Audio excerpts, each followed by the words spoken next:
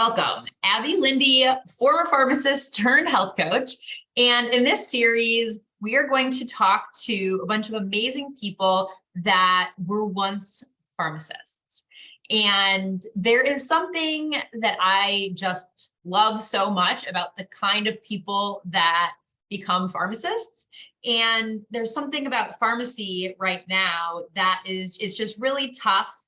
And there's a lot of challenges associated with it. And so what I'm seeing is a lot of my colleagues and friends are exploring side projects and passions and pivoting, and in many cases, leaving pharmacy. And so I thought it would be really fun to connect with them, learn about their journey from pharmacy, out of pharmacy and back for some of them, and just really see what kind of interesting fun we can have with that.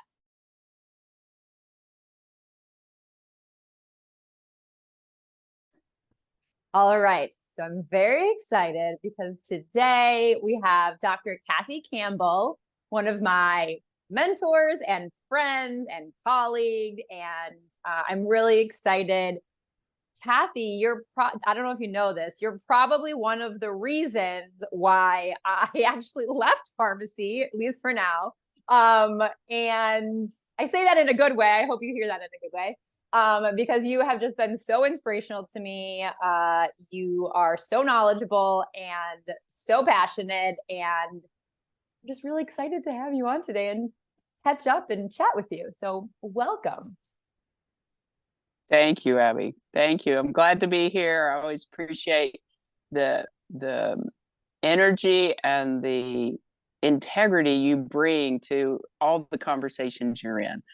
You've really been great as far as really doing the work for whatever we were doing, whether it was clinical work, whether it was structural work, whether it was social media, whatever we needed, you always really put the work in, and you came at it from a real great position. So it's always been fun to work with you. Well, really now that we've sufficiently complimented each other, we can glad to be here. Well, thank you. That's really nice of you to say. So let's see. Can you just briefly, I can't believe there are people that don't know who Dr. Kathy is, but just in case they don't, just tell us a little bit about who you are. And then I want to go way back to the beginning before you were in pharmacy. Who I am is Dr. Kathy Campbell. I'm the possibility of health, vitality, and freedom. That's who I am. And I actually manifest that as a clinical community pharmacist and have for 32 years. That's one way that I am that. I've been an independent pharmacist in Owasso, Oklahoma since 1992, so 31 years. My husband and I have owned Medicap Pharmacy Owasso since 2001. And I am a staunch stand for my patients and everybody I interact with having a great life. And what I know is that health is foundational to a great life. And it's not always a requirement, but it sure makes life a lot easier if you have health. So I utilize whatever skills God's given me. Whatever talents I have, whatever resources are at my beck and call to facilitate people having great lives. Okay. I have figured out along the way that I'm fairly creative, and I actually utilize my clinical creativity to pull out all the stops to assist people on that journey. And sometimes that's a brace. Sometimes that's a pharmaceutical solution. Sometimes that's compounding. Most of the time I've figured out that it's education and a big dose of love. People need to be supported on their journey. And I've been doing this long enough that I've seen that taken out of the medical model, that the standard of care. Yeah, the therapeutic relationship became non-existent, and the transaction of healthcare is all that's being monitored or measured. And it's no accident that we have the level of catastrophic health that we have today. And I just don't want to go that way. And so, I mean, ever since you met me, you hear me going and trying to empower the patient to not be sick. You know, my job as a pharmacist has never been see how many pills I get into somebody. Yeah. It was always therapy management and therapy optimization and making sure these medications don't hurt people. That's what pharmacists do in the hospital. I just never stopped doing it. I just would do it at the point of sale. And if I learned something about food, or if I learned something about a supplement, or if I learned something about psychological well-being, and I could pass that along to patients and it facilitate their journey or even make the drugs work better. Imagine that. I just felt not like a business model, but like the integrity of my profession. It was my duty to do that. So that's where it started. Now I've had this great platform crucible to do that called an independent pharmacy. But, you know, about a decade ago, it really hit me that I had no control over my business. I had no say in the margins and the profitability of most of what I was doing with regard to prescriptions. Yeah. And I remember asking my staff, how do you be a pharmacy and not fill prescriptions? I mean, it's an existential crisis we find ourselves in. Well, I decided to heck with those guys. I'm going to keep my patients from needing pharmaceuticals, and people are going to pay me to do that. So I had to step out and create these business opportunities or these solutions that people could buy from me that seemed to be a little novel in our industry, right? Yeah. And that I would venture innovative in our industry, like not just unique and new, but needed and important and innovative. And to be honest, I don't really care about business. It's not why I do this. I do this for people. Unfortunately, no margin, no mission.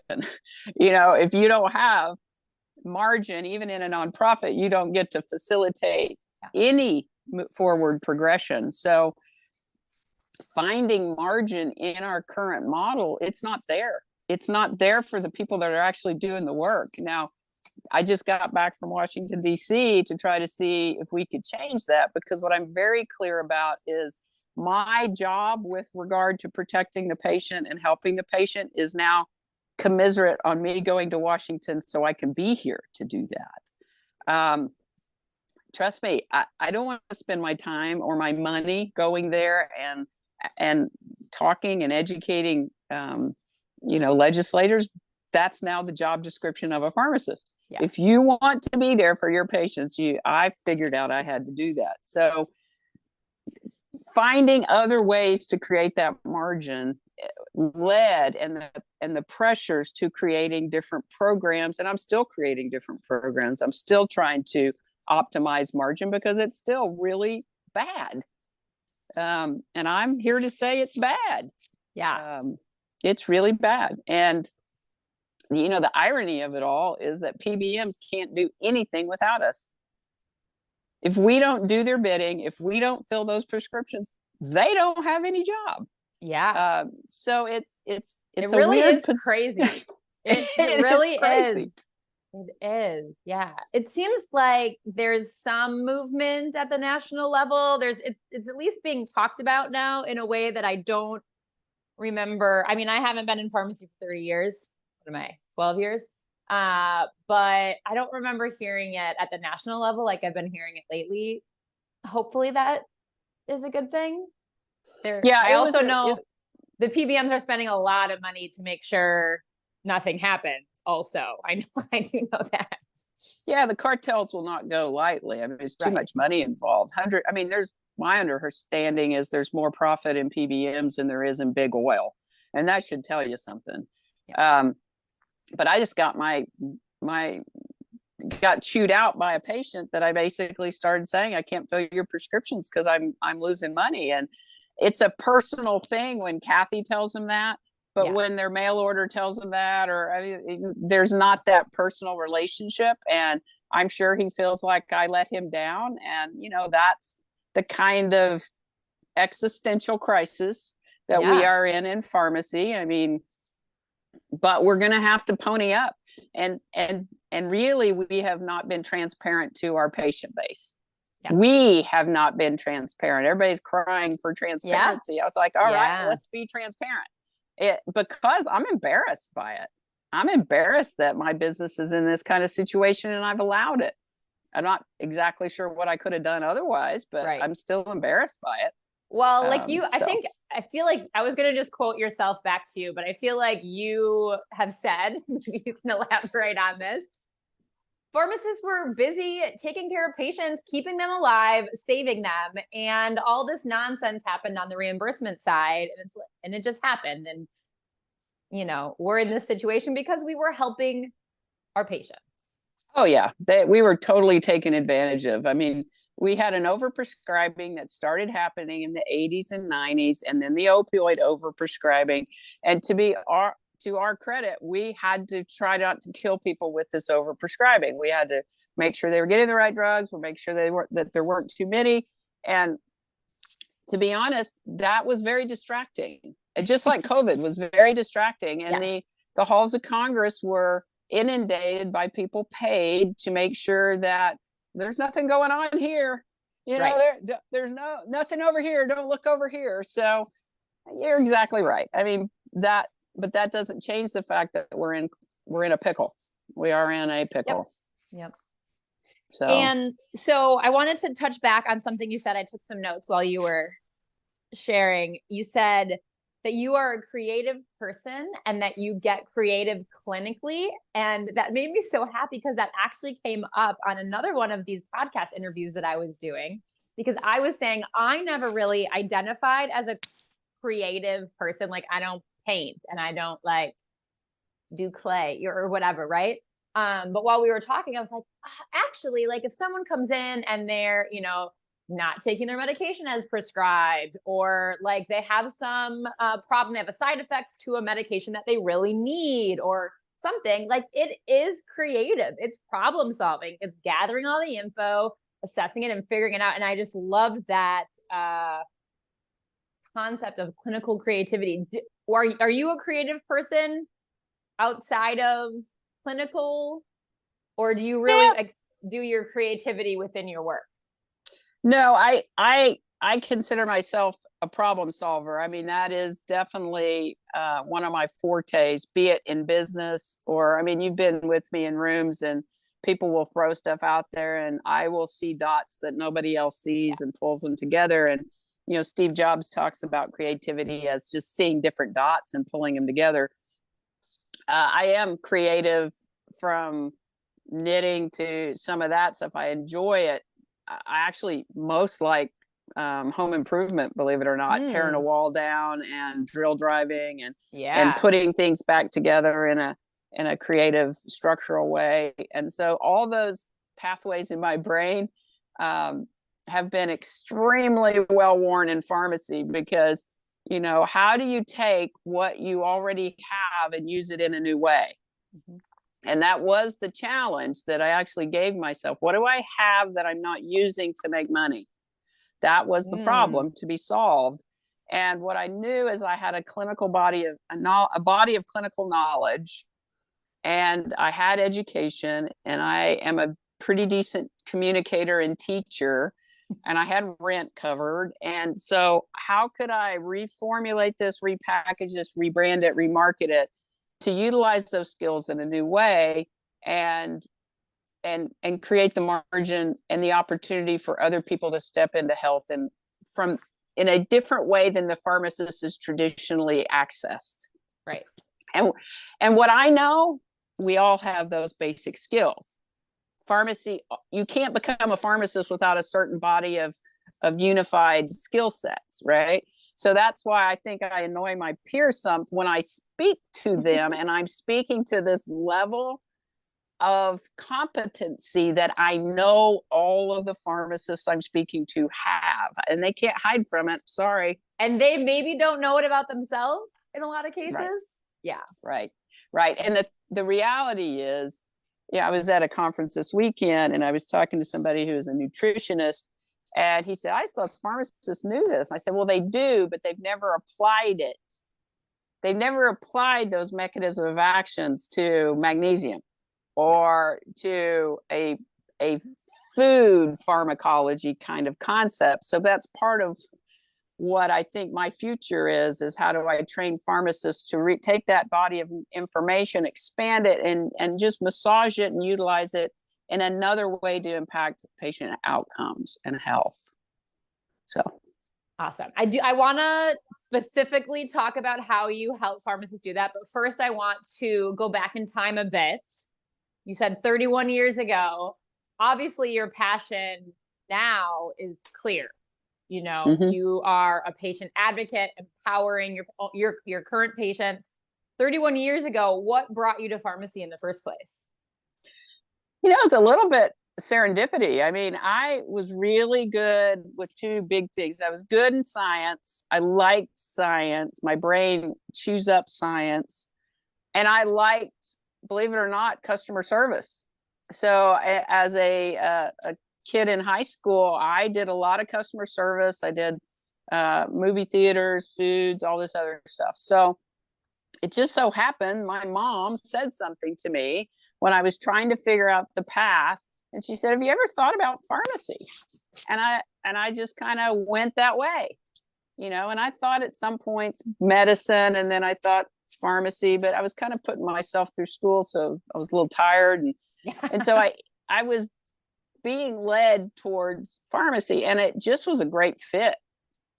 And I remember I actually never worked in a pharmacy till I was in pharmacy school, which was interesting. Yeah. But I remember having put myself through school.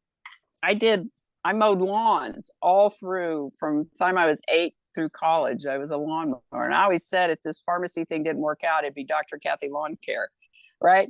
But I remember being at the pharmacy the first time thinking, I'm not greasy and I'm not dirty and I'm not sweaty. This might work, you know? Yeah. And then air conditioning. Yeah, air conditioning. But there was that customer interaction, that patient interaction, which I love. And then there was the ability to utilize a clinical knowledge and translate to the patient this science into action that actually had an impact on their well-being. So I kind of just evolved and I loved it. But I was always ahead trying to find clinical solutions for people. Like I did the first blood pressure monitoring in our pharmacies when I was employed. And I was like the first to do immunizations because I'm like, yeah, let's do this, you know, let's do this. So I think it was just kind of meant to be. And I love it. And I'm good at it. And people seem to be positively impacted. And that's really, you know, make a difference. And it's a good place to be for that. So that's how that kind of evolved. Awesome. And then you said something that you translate. And I thought you were going to say that you help translate the science from like a sciencey words into what we call patient-friendly words, right? So they can understand. But I liked what you said because it's not just about patients learning it like in their brain so that they understand. It's taking what they know. You can know something, but not actually go and like do anything, or you said take action, which I love because that's one of the things I feel like I am good at also is like, okay, we all know we should be eating more vegetables. We all know we should be moving our body, but for you to be able to actually help patients take action, that's like the magic of it. Yeah, it really is. And I you know, I've been doing the weight loss, which is actually metabolic optimization branded as weight loss since 2015. And the last few years, you know, I've had many peers that have been kind of yelling at me, I want to do what you do and sell it to me or do whatever.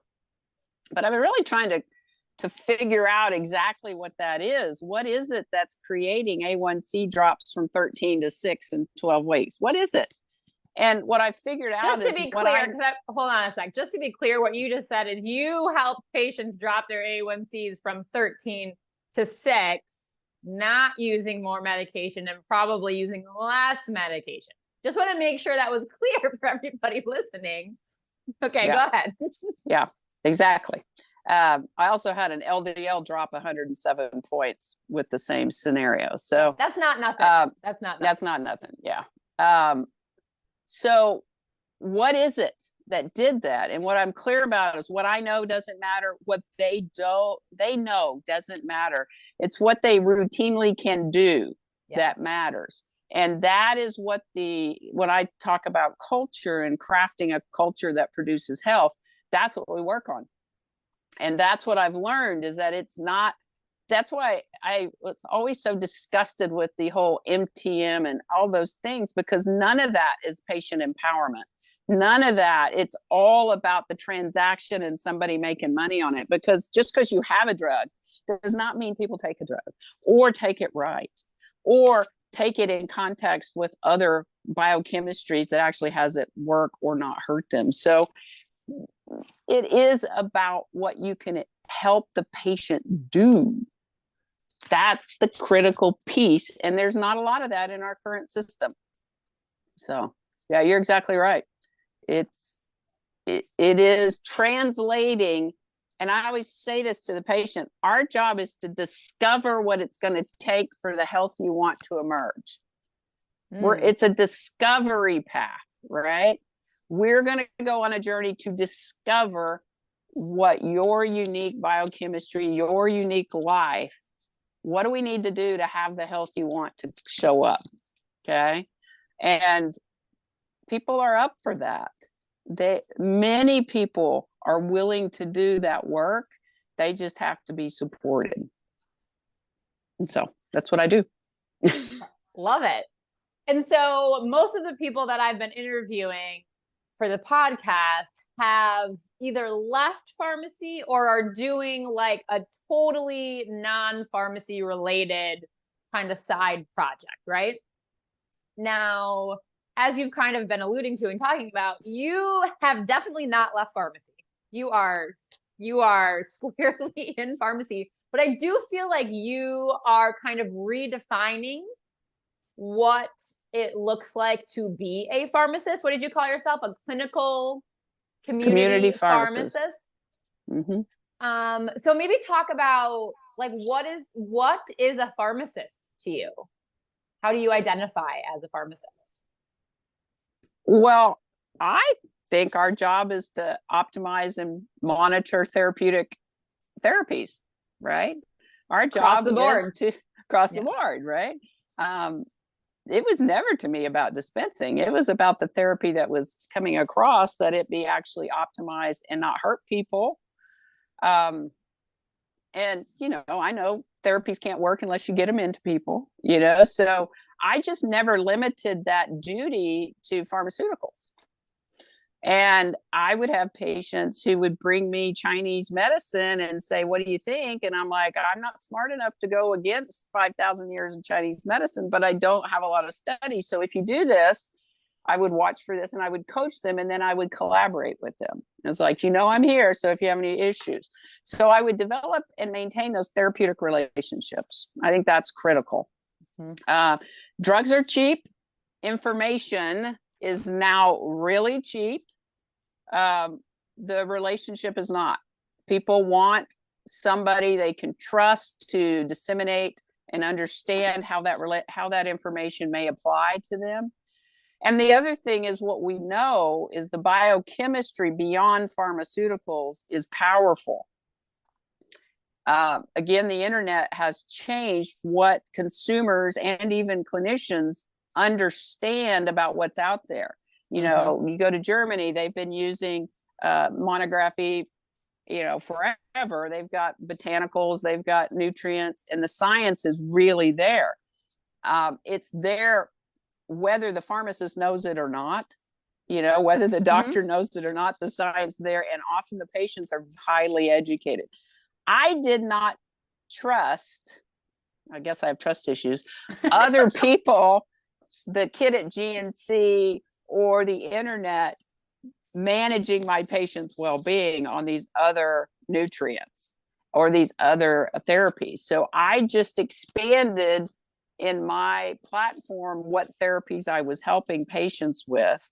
And in wanting those best outcomes and that best health, I had to start really helping people with basic food, basic nutrition, because our society, the nutritional support for society is not there, and it's even toxic. It is causing a lot of the issues. So I'm like, okay, let's fix that. Yeah. Well, and the and so messages are so mixed, right? Yeah.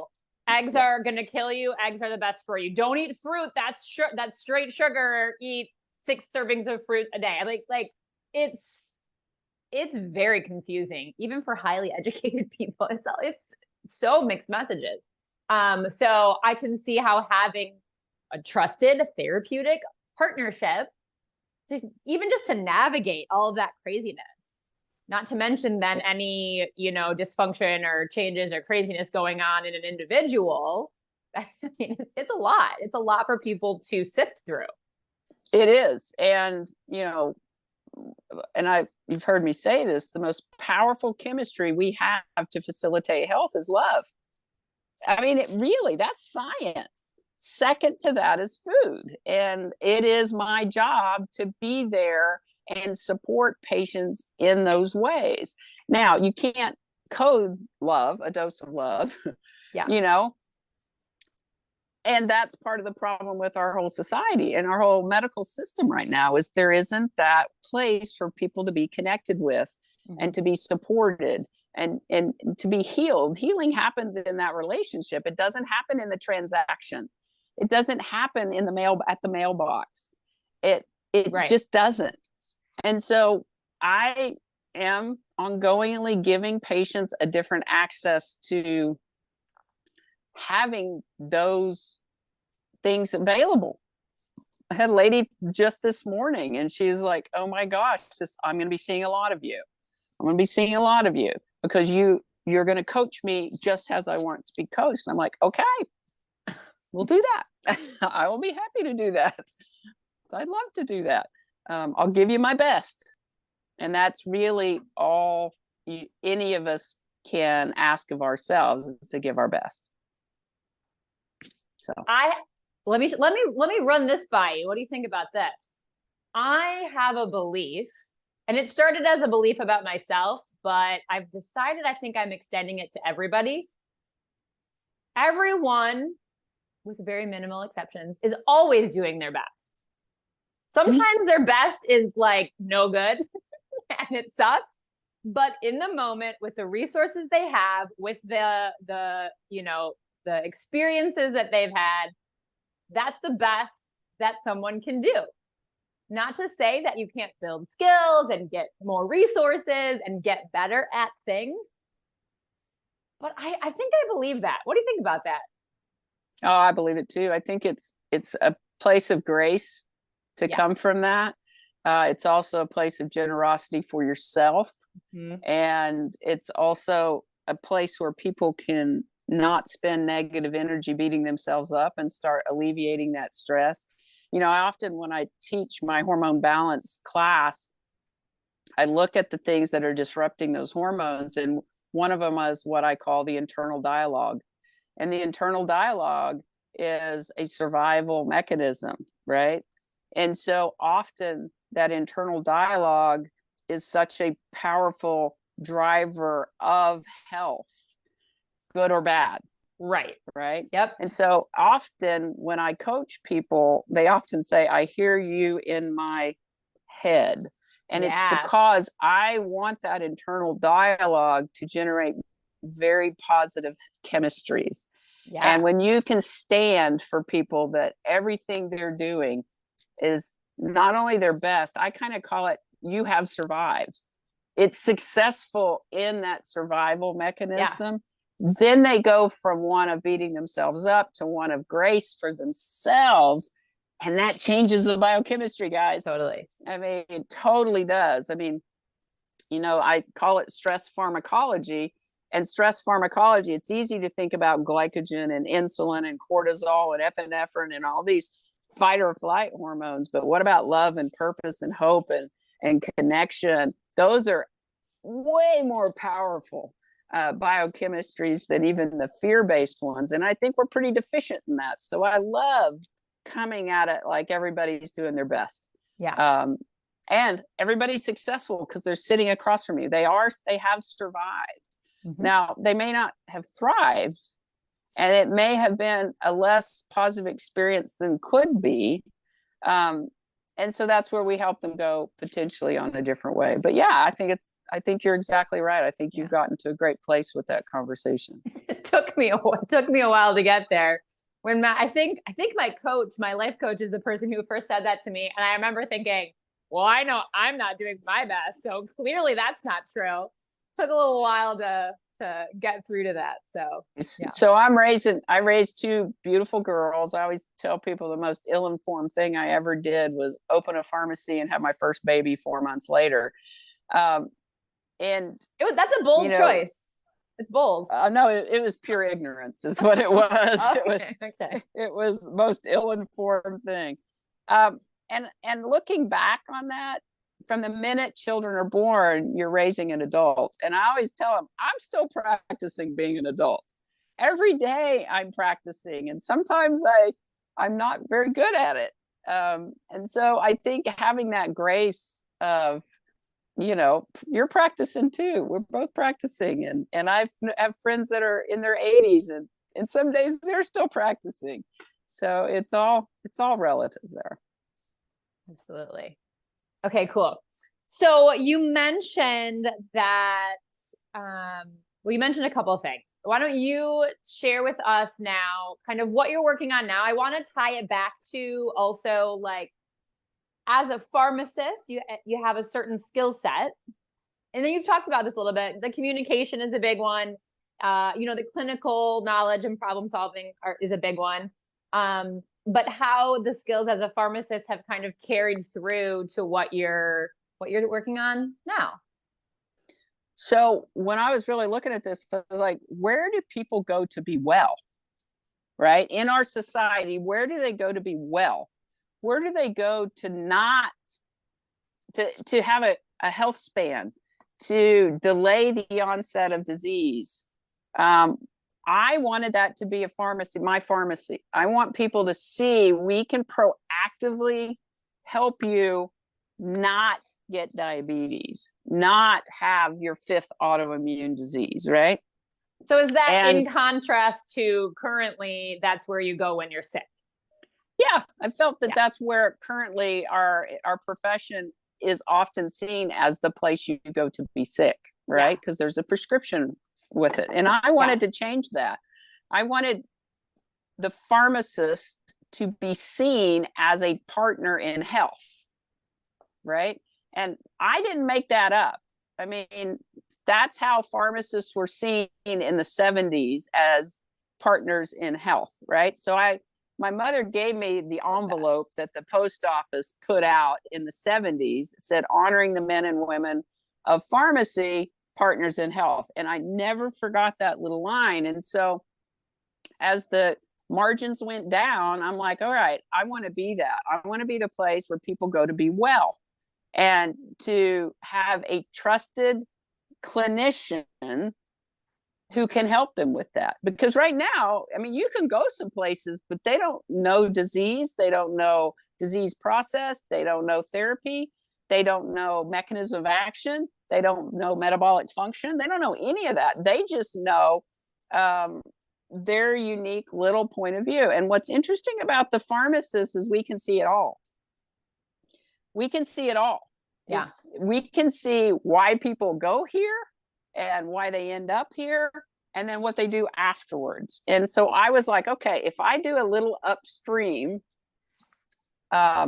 we can delay the onset of that disease or back up the damage. And that is the case. So that's what I wanted. Yeah. The big heavy lift was getting the consumers to see that. Mm-hmm. And that was an enormous amount of marketing. It was not until that happened that Dr. Kathy was born, right? Because I had been Kathy the pharmacist for 20 years. But it was not until marketing happened that Dr. Kathy became the brand that stood for, we're going to help you be well. Right. And then the consumer started seeing me as that trusted professional. Now, I would like a rebranding of the entire profession within that model. Okay. It's a heavy lift. And I've talked to some of our leaders and they're all like, oh, that's a great idea. There's no money. And I'm like, okay, you just keep doing that. I'm going to go do it. Yeah. And I'm going to figure this out. And your creativity is going to just solve the problem. Yeah. And I'm just, I should give up. And I haven't given up. I'm just a little ornery that way. But I'm actually well, I want your grandbabies to be born into a world where they can be healthy and not just get diagnosed at 4 and then be on this medication pathway for the rest of their life. I just don't think that's health. Health is not needing medications. And that's where I want my grandbabies to be born into that world. And that's really what, like a dog on a bone, that's why I keep pursuing this. So, how do we do this? How do we rebrand pharmacy? Well, I decided I'm going to do it. So what does that look like for my little world is a partner in health network. Okay. I want to empower, train, teach pharmacists to stand in this upstream model where we can delay the onset of disease or delay the progression of disease, where we are really getting hold of all the drivers. And what we know is stress and diet are the two biggest and toxins. Those are all some huge drivers, and the drugs are part of those toxins. And so I created a line of salts and spices as my first initiative here that is a small display of 9 SKUs of really great, clean, not toxic, clean salts and spices. Well, why would you do that, Kathy? I know that if I can get 7 to 10 cups of vegetables into a human being every day for 2 weeks, I will profoundly transform their biochemistry. I will transform their life.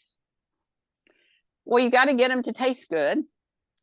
And I need pharmacists talking to their patients about that. So I created a product that they could sell and profit off of, and also as a prop for them to start having these more difficult conversations about diet. Okay. So this little display, which is very inexpensive, and trust me being a wholesaler is not my idea of fun, but it is my Trojan horse to start the conversation of how do you be a pharmacy that helps people be well, right? And so with the people that are engaging and carrying these salts, I've created a monthly Zoom as a partner in health call and partner in health network to start advertising and training and collaborating with all these great pharmacists that we can go in this direction. Now, I'm also talking to nutritionists and clinicians around the country, and they're often like, where do we find pharmacies like you? Where do we find pharmacists like you? And I'm like, I'm working on that. I'm working on that. It's a network, but it's a network with a certain point of view. Okay. It's a clinical engagement with the patient and a branding of that. So that's where I'm at right now. I'll let you know how it goes. Well, I can say, so I don't have a pharmacy anymore, so I'm not selling these salts, sadly, but I did try them. So I think I tried I don't know what they're called, like the taco-y flavor. So that has become our new taco seasoning. Super easy. It's amazing. The kids love it. And I also did the steakhouse seasoning. And this is where my lack of creativity shows. I had been putting it on steak. It was delicious. My husband the other day goes, I was like, well, what seasoning do you want on the chicken? And he said, that Dr. Kathy one. And I was like, which one? So crazy. We put the steakhouse seasoning on the chicken and it was so good. And now I'm going to try it on all the things, but yeah, big hit in our household. Yeah. I mean, they're great. I mean, over Christmas, my husband used it on so many things, and my daughters are like, does that mean we get to write off Christmas dinner? And so I'm like, I like how you guys are thinking. That's smart. Raise some smart ladies there. Yeah, it was fun. So they're great. But again, the fundamental is to help people with that foundational diet. And you and I have talked about that for years. And it's simple, but it ain't easy. It's not easy in our current society to have a nutritious, biochemically sound consumption of nutrition. It's just not easy. But doesn't mean it's not important. And doesn't mean that it can't be done. We just got to make it a culture that makes it easier for people to do. So working on that. I just got back from DC, and I was very encouraged by the fact that everybody now knows what a PBM is, and everybody is now actually starting to question why they're there. I hope it's not too little too late, because I think there's a lot of people, myself included, that the cash flow is so bad and the profitability is so bad that we may have to do some other things, which is sad for the communities that we all exist in. Because everybody thought it was bad when the community hospitals went out. When community pharmacies go out, it's going to be a catastrophic event. So hopefully our legislators. I thought during COVID that kind of the appreciation and the realization of the importance of local community pharmacies was going to be, noticed, seen, appreciated. It was for like a second, I feel like. And I don't know if it's that we didn't capitalize on it, or it's just the world that we live in that, fast paced, whatever, but it didn't last as long as I was expecting. I thought that was going to change, the clinical landscape of pharmacies. I think in some cases it did, but not in many. I think it did for the people who pay for our services, but our patients don't pay for our services. Right? So I think, and change is very slow to happen, especially when you have cartels that don't want it to happen. They have expressly initiated that they do not want independent pharmacies around. So again, I think there's a big cash model for people to be well. We just have to be willing to step out. I think there is some change potentially in that. I don't know. It's crazy right now. But it was encouraging coming back from DC that there were a lot of collaboration, at least 4 Senate bills, or, all the committees are looking at it. And then not only are the committees, the FTC, and that's why I say, I hope it's not too little too late. Right. And, like I said, the cartels won't go down. Yeah. It's a lot of money. Yep. But again, there's money in keeping people well. Yeah. I mean, it's interesting because I think that's a lot of kind of my perspective is like, well, it's easier for me to do that outside of the pharmacy, for me personally. There's 100% value to it being done within the pharmacy or in collaboration with the pharmacy. I guess I just wasn't, willing, able to put up with the other parts of pharmacy, these other things that you're talking about, in order to do that. But, we each have different paths. I don't blame you. I mean, it's exhausting. It is. To have to tell patients that you can't fill their prescription emotionally. It's exhausting to deal with all the regulatory. It is very distracting. Again, it's distracting from the real mission, which is taking care of people, right? And it used to be that we made money just because we took care of people. That's not the model anymore. Mhm. And so, no, I get it. I mean, I'm very convinced that if I stepped away, which it makes my identity go, oh, I would be okay. I think I would have I would find something to do. I would have patients who wanted my skill set, but I would have 10 employees that would be gone, and I would not necessarily have a community center where people could come to who weren't in an official therapeutic relationship. So I trust me, I get it. I get it. I am right there with it. I mean, there is like you were saying, people are coming monthly to get prescriptions. What an opportunity to connect with them about alternative or additional, therapeutic interventions that can be made.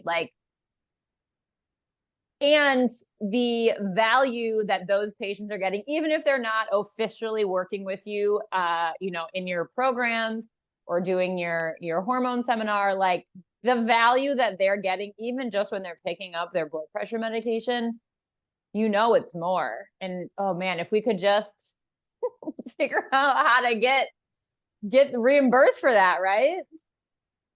Yeah, I mean, I think it's going to be outside of the PBMs. I think, I'm speaking to congressmen about the food and SNAP and grants in that realm. I think we've got to start. I know the current administration is all about food as medicine. They've got a huge initiative right now for food as medicine. And I am yelling to every leader in pharmacy is we need to be there. Medicine, and I'm going to be doing a talk at Cardinal called Pharmacology, Pharmacology. And I'm going to start translating for pharmacists in their language, the science of food to the body. And so we've got to start thinking about that chemistry the same way we think about the mechanism of actions with regard to medication. Because once we do that, we'll have the drugs work better. We'll actually have less side effects. We won't need as much therapy. And we'll actually be able to tap in to this other possible business model that is needing to be funded. So can we be the resource for food as medicine? Why not? Yeah. So That'd be you can imagine the emails I'm sending, and because I think we need to be all over that. But that's right now. We need to be looking at that right now.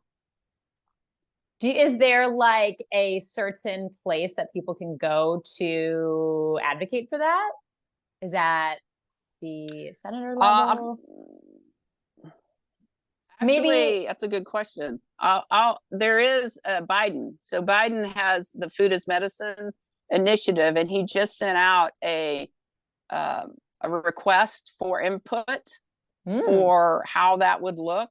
I'll forward that to you because I think it's something we need to say. One, we understand the biochemistry.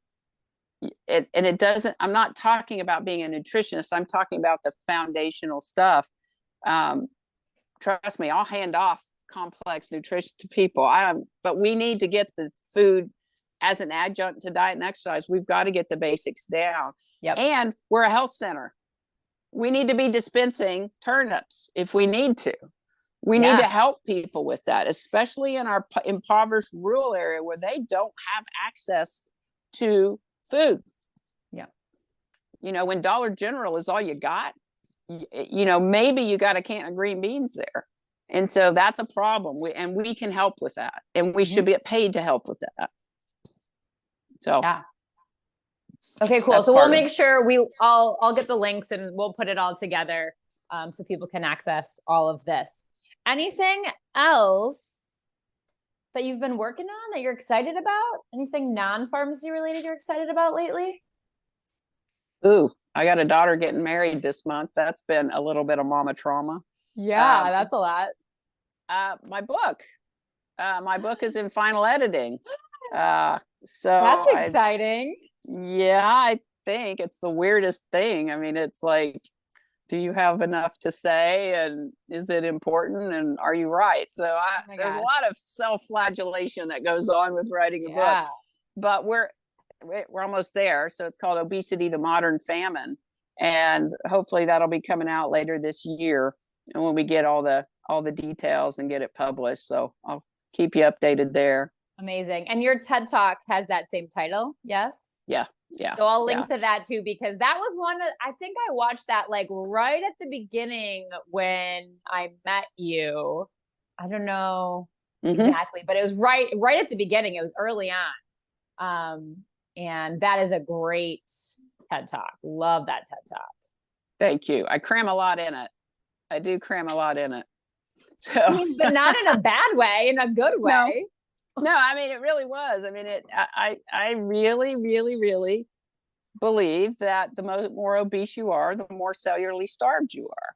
And that when you have cellular starvation from a lot of different sources, the body survives.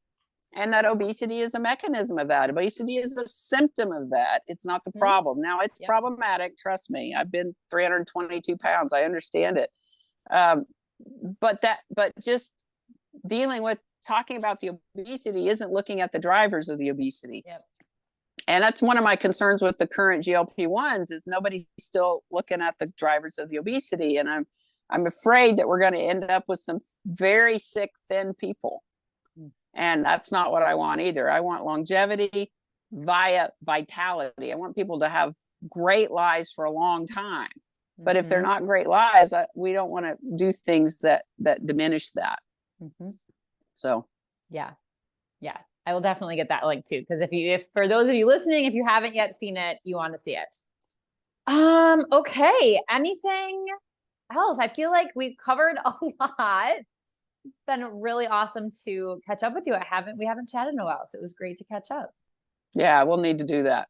I don't know when we'll run into each other, but we'll do that. Oklahoma to Wisconsin. It's a bit far. We'll make it work. Yeah. Okay. All right. So thank you so much, Kathy. And we'll talk soon. Thank you, Abby. All right. Oh, that was so great talking to Dr. Kathy. As you can see, she is just so knowledgeable and passionate and such a good communicator. I always just love listening to Kathy talk. So make sure to check out her TED Talk. It's really so good. If you're a pharmacist, her Partners in Health program and food resources are amazing. And I'm so excited for her book. I'm also really excited that we got to talk a little bit about the philosophy of everybody's just kind of doing their best. I think the first nugget of that is one of Kathy's kind of philosophies and beliefs that, people just like, no one wants to feel sick. No one wants to be sick. And just that general premise that we're all just kind of like doing our best and our bodies are just surviving has really been, I think, foundational in my development and work as a willpower coach. So glad to be able to kind of tease that out with her. As always, you can access resources around willpower in my Facebook group, No Willpower, No Problem. This week, actually, we are doing a workshop on Friday all about how to get off of autopilot and kind of slow it down, pause it, especially when it comes to snacking. And I'm really excited about it. And it is free. So find us in the Facebook group. And make sure to like and subscribe if this was useful to you.